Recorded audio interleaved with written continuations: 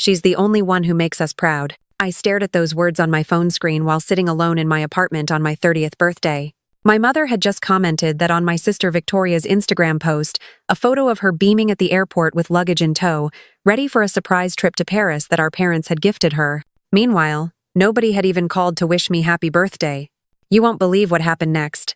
Before we continue, please hit that subscribe button. This is a story about the forgotten daughter who took back her power, and the family that learned too late what they'd lost. Every word of this is true. My name is Catherine, and I turned 30 years old that day, in a quiet apartment in Richmond, Virginia. I worked as a pharmaceutical sales representative, pulling in decent money but nothing glamorous. I lived alone, kept to myself mostly, and had spent the better part of the last 8 years trying to prove to my family that I mattered. That morning I woke up hoping for a phone call, a text, maybe even a card in the mail. Instead, I got silence. Then I got that Instagram post. I sat there at my small kitchen table, the single cupcake I'd bought myself from the bakery downstairs looking sadder by the minute. I refreshed the post again, as if maybe I'd misread it. But no, there it was. Victoria, 26 years old, beaming like she'd won the lottery. And my mom's comment pinned right at the top where everyone could see it. The thing is, I wasn't surprised. Not really. This was how it had always been. Victoria was the golden child, the one who could do no wrong, the one who got all the attention, all the praise, all the support. And me? I was the backup plan, the one they tolerated but never celebrated. Growing up, Victoria got the best room in the house, the new clothes, the private tutoring when she struggled in school. I got hand-me-downs and a pat on the head when I brought home straight A's. When Victoria wanted to join the dance team in middle school, my parents paid for expensive lessons and costumes without blinking. When I asked to take photography classes in high school, my dad told me we couldn't afford it and that I should focus on more practical things. I worked at a grocery store after school to save up for a used camera instead. My parents never came to the small art show where my photos were displayed, but they attended every single one of Victoria's dance recitals, sitting in the front row with flowers. I called my mom that afternoon just to see if maybe she'd forgotten. The phone rang 4 times before she picked up. "Oh, Catherine. Hi." Her voice was distracted. "I'm at the airport with your sister. Can I call you back?" "It's my birthday, Mom." There was a pause. I could hear the bustle of the terminal in the background, announcements echoing over the intercom. "Oh, right. Happy birthday, honey. Listen, we're about to board. I'll call you later, okay?" She hung up before I could respond. I set the phone down and stared at the cupcake again. Then I opened my laptop and logged into the joint bank account I shared with my parents. The account I'd been contributing to for the last 6 years. It started back when my dad had a health scare. He needed surgery and the medical bills piled up fast. My parents didn't have great insurance and they were drowning in debt. I had just landed my first big sales job and I wanted to help. So I set up automatic transfers, $500 a month, straight from my paycheck into their account. It wasn't much, but over the years it added up. I figured it was the least I could do. They were my parents, after all. Except they never mentioned it. Not once. They never thanked me, never acknowledged the help. And when I brought it up casually at Thanksgiving 2 years ago, my mom waved it off like it was nothing. "Oh, that's sweet of you, Catherine. But we're fine." Really? Fine. They were fine. And yet here they were, dropping what I could only assume was several $1,000s on a spontaneous trip to Paris for Victoria. I did the math in my head. 6 years, $500 a month. That was $36,000. $36,000 I'd given them, thinking I was helping, thinking maybe it would mean something. I clicked through the account history, my stomach twisting with every entry. There were the usual expenses, groceries, utilities, car payments. But there were also things I hadn't expected. A new television, furniture, expensive dinners at restaurants, spa days, designer handbags, and at least 3 vacation bookings, all for Victoria. I scrolled back further, my breath catching in my throat. They'd been using my money to fund Victoria's lifestyle for years. While I'd been living frugally, saving every penny I could, working extra hours to make ends meet, they'd been treating my contributions like a personal slush fund for their golden child. The anger started small, a tight knot in my chest. Then it grew, spreading through my veins like fire. I grabbed my phone and called the bank. It took 20 minutes, but by the end of the conversation, I'd done it. I'd withdrawn every penny that was mine from that account. All $36,000, transferred back into my personal savings. The automated transfer from my paycheck? Canceled. The joint account access? Revoked. I sat back in my chair, heart pounding, hands shaking. What had I just done? No, the question wasn't what had I done. The question was why had it taken me so long? For the rest of the day, I did nothing.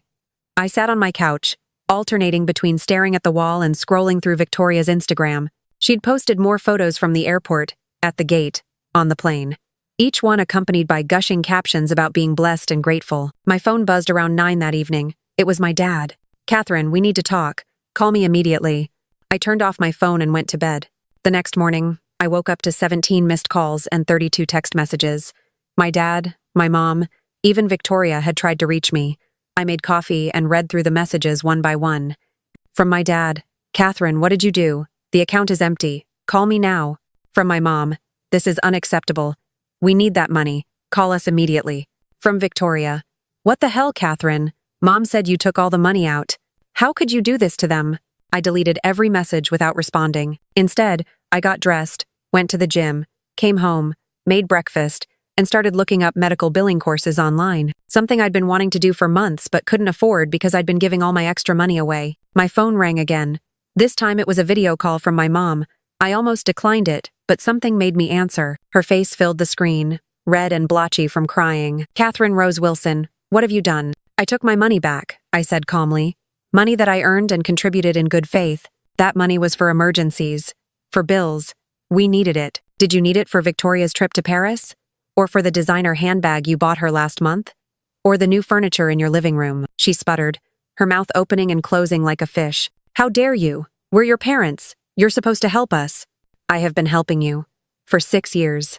And you never once acknowledged it. You never thanked me. You just used it to spoil Victoria while forgetting my birthday year after year." "We didn't forget your birthday. You forgot this year, and last year, and the year before that, but you never forget Victoria's. That's not fair. Victoria needs more support. She's struggled with things that come easily to you. So the answer is to just ignore me completely? To treat me like I don't exist unless you need money?" She didn't have an answer for that. I continued. "I saw the account history, Mom. I know exactly what you've been spending my money on. And I'm done. I'm done being your backup bank account. I'm done being invisible. You're being selfish and ungrateful. We raised you. We gave you everything. You gave Victoria everything. You gave me the bare minimum and expected me to be grateful for it." I hung up before she could respond. For the next 2 weeks, the calls and texts continued. My dad tried the guilt trip approach, talking about their struggles and how they'd counted on my help. My mom oscillated between rage and manipulation, alternating between calling me selfish and begging me to reconsider. Victoria sent me a long message about how I'd ruined her trip, how she'd had to come home early because Mom and Dad couldn't afford to extend it, how I was tearing the family apart over money. I blocked all of them. Then I enrolled in a 6-month medical billing certification program, something I'd always wanted to do but never thought I could afford. Turns out, when you're not supporting 2 other adults and their spoiled daughter, you have a lot more financial freedom. I started the program with enthusiasm. My instructor, Ruth, was a former hospital administrator who took a genuine interest in her students. She noticed my dedication immediately and started mentoring me, offering advice about the healthcare industry and career advancement. For the first time in years, I felt seen. Not for what I could provide, but for who I was. 3 months into my program, I ran into an old friend at the grocery store. Diane had been my roommate in college, someone I'd lost touch with after graduation. "Catherine? Oh my God, how are you?" We grabbed coffee, and I found myself telling her everything. The birthday, the money, cutting off my family. I expected judgment, maybe some comment about family being forever. Instead, Diane looked at me with admiration. "Good for you. Seriously. I've watched you bend over backwards for people who don't appreciate you for years. It's about time you put yourself first." That validation meant more than she could know. Diane and I started meeting regularly after that. She introduced me to her circle of friends, people who were supportive and genuine. For the first time, I felt like I belonged somewhere. Meanwhile, according to my cousin Jake, who still talked to me, my parents were panicking. Without my monthly contributions, they were struggling to maintain their lifestyle. My dad's business had been doing poorly for years, something they'd hidden from everyone. My money had been propping them up, allowing them to maintain the illusion of success. Now that cushion was gone, and reality was setting in. I should have felt guilty. Part of me wanted to, but mostly, I felt free. 4 months after my birthday, I graduated from my certification program at the top of my class. Ruth helped me land an interview at Richmond General Hospital for a position in their billing department. I aced the interview and started the following week. The job was everything I'd hoped for. Challenging, rewarding, and with room for advancement. My salary wasn't quite as high as pharmaceutical sales, but the stability and benefits more than made up for it. Plus, For the first time in years, every penny I earned was mine to keep. One evening, about 5 months after I'd cut ties with my family, I was scrolling through Facebook when I saw that my Aunt Linda had commented on one of my old posts. "We need to talk. Can you call me?" Aunt Linda was my mom's older sister and had always been kind to me. Unlike my parents, she'd never played favorites between Victoria and me. I trusted her, so I called. "Catherine, honey, I'm so glad you answered." "Hi, Aunt Linda, what's going on?" She sighed heavily. "I need to tell you something. Your parents came to me asking for money. They're in serious financial trouble." I stayed silent, waiting. "Your dad's business is failing, has been for over a year. They're behind on their mortgage, their car payments, everything.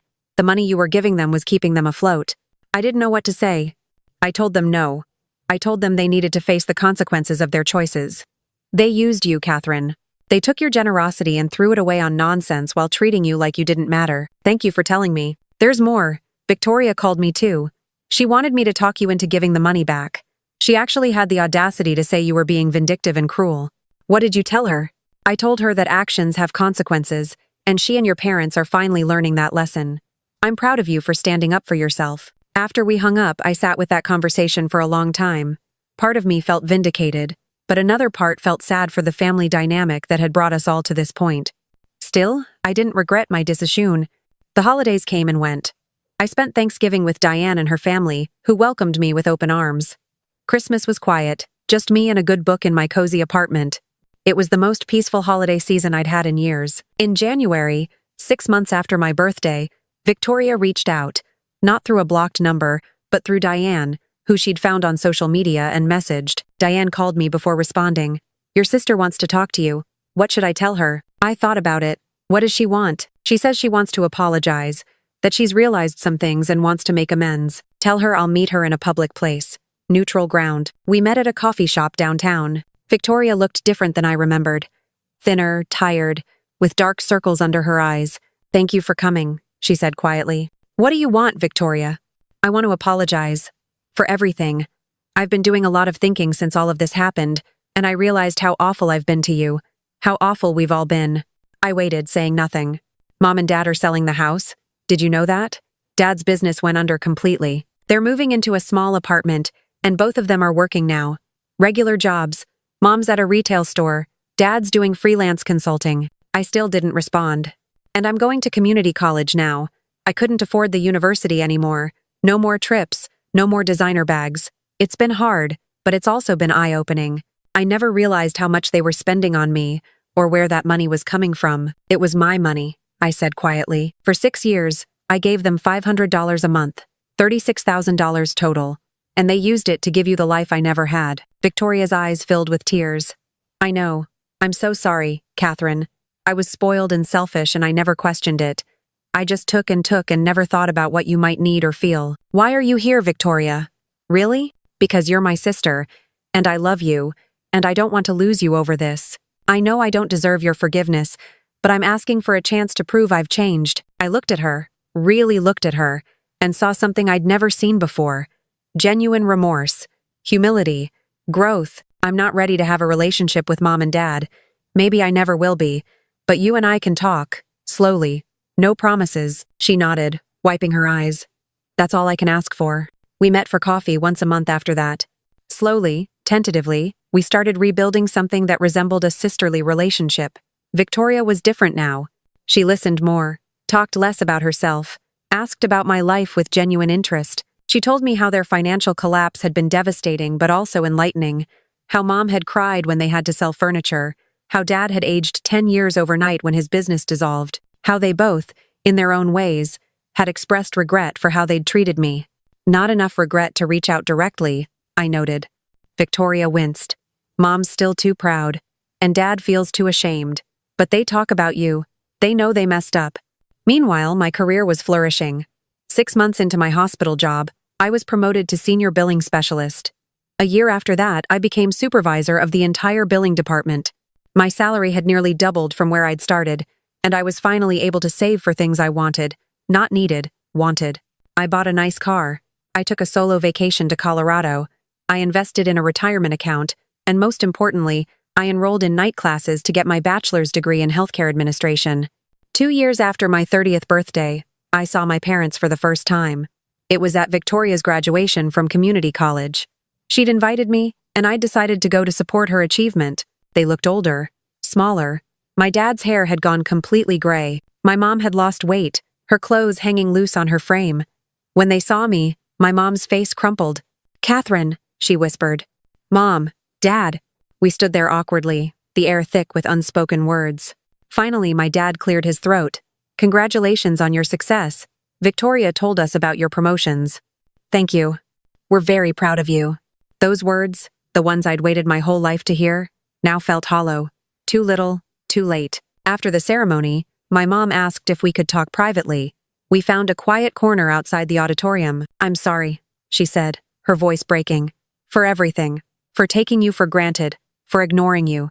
For using your money and your love without appreciating either." I didn't respond. "I don't expect you to forgive me. I just wanted you to know that I'm trying to be better. Maybe one day we can talk. Really talk." It wasn't the groveling apology I'd once fantasized about. It wasn't even a particularly good apology. But it was something. I wrote back later that night. "Thank you for saying that. I'm not ready to have a relationship yet, but maybe someday. I hope you and Dad are doing okay." She responded quickly. "We are, and I hope you are too." That was enough for now. As spring turned to summer, my life continued to flourish.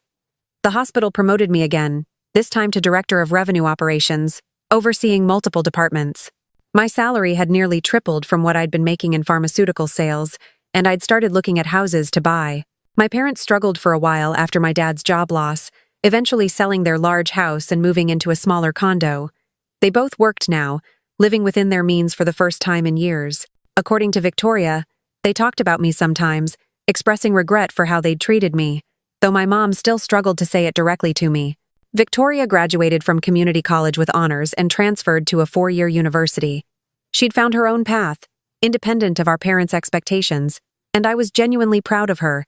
The family members who'd sided with my parents quietly reached out over time, some apologizing, others just trying to rebuild bridges. I was selective about who I let back in, choosing relationships that felt authentic rather than obligatory. Aunt Linda remained a constant presence, and through her I connected with other relatives who'd always been kind but distant. I discovered cousins who'd had similar experiences with family favoritism, and we bonded over shared stories.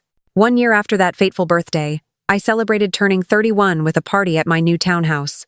Diane, Ruth, Victoria, Aunt Linda, and several colleagues from the hospital came. We ate good food, drank wine, and I felt genuinely celebrated for the first time in my life. As everyone sang happy birthday, I looked around at these people who'd become my chosen family, and I felt overwhelmed with gratitude, not for the struggle I'd endured, but for the strength I'd found within myself to fight back. My parents never regained their financial stability to the level they'd enjoyed before. My dad's new job paid considerably less, and my mom's retail position was part-time with no benefits. They lived modestly, something they'd never had to do when they had access to my money. The lavish trips and expensive gifts for Victoria became impossible, and according to my sister, they'd had to learn to budget for the first time in decades. Victoria told me our mom complained constantly about having to clip coupons and shop sales, though she never acknowledged that she'd once had a comfortable cushion thanks to my contributions. My dad seemed to have genuinely changed, accepting responsibility for their situation. But my mom continued to make subtle comments to relatives about how difficult things were, always with an undertone suggesting I could have prevented their struggles if I'd just been less selfish. The extended family, however, saw through the manipulation now, and most had stopped enabling her narrative. Looking back at everything that happened, I realized that withdrawing that money wasn't revenge. It was self-preservation. I'd spent so many years trying to earn love that should have been freely given, trying to prove my worth to people who'd already decided I wasn't enough. Taking back what was mine wasn't about hurting them. It was about finally choosing myself. And in doing so, I discovered something more valuable than any amount of money could buy. The unshakable knowledge that I was enough, that I'd always been enough, and that I didn't need anyone's approval to prove it. Sometimes the best revenge isn't revenge at all. It's simply living well and refusing to let anyone dim your light ever again. I'm Catherine. I'm 33 now. I own a townhouse. I have a career I love. I have genuine friendships built on mutual respect, and I have a relationship with my sister that's growing stronger every day. My parents and I exchange messages occasionally. Polite, distant. My mom sent me a card on my last birthday. Just a card, but it arrived on time. My dad called to congratulate me on my latest promotion. These small gestures don't erase the past, but they represent something, acknowledgement, growth, the possibility of healing, even if that healing looks different than I once imagined. Victoria told me last week that Mom kept a photo of me on her desk at work, me in my professional headshot from the hospital website. She doesn't talk about it, Victoria said, but it's there. That photo represents the daughter they never took time to see. The one who succeeded despite them, not because of them. The one who chose herself when they chose to ignore her. And every time my mom looks at that photo, I hope she remembers the birthday they forgot. The $36,000 they spent on someone else. The daughter they took for granted until she was gone. Because the truth is, they didn't lose me on my 30th birthday when I withdrew that money. They lost me over 30 years of choosing not to see me, of treating my love like it was worthless, of making me feel invisible in my own family. I just finally had the courage to acknowledge it. The best revenge? It's waking up every morning in a home I bought myself. It's excelling at a career I built from scratch.